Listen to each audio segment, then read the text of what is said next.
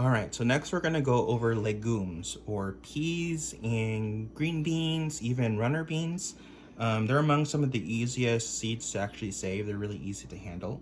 And so if you wanna do a small amount, you can do it all by hand.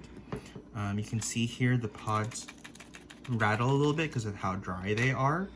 They're papery thin right now too, so you always have to make sure. This one, I'm not sure will have good seeds because you can't even hear it.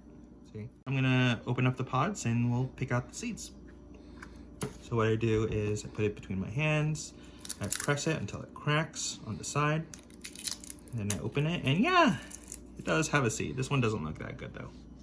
So I'm assuming this one's gonna probably be the same. So we're gonna do the one I think is gonna look the best.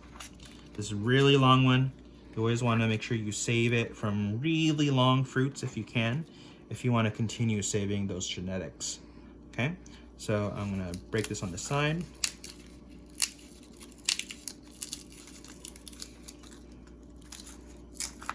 Put it apart. You can see how beautiful these seeds are.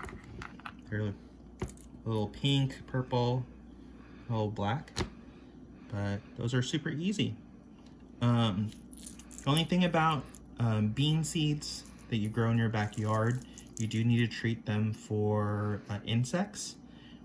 There's different grain and bean weevils that will actually lay eggs in your seeds, and you need to actually either freeze them in a jar in the fridge when it's completely dry, or you can use bay leaves mixed into the container as well. The bay leaves will actually kill the larvae and deter pests.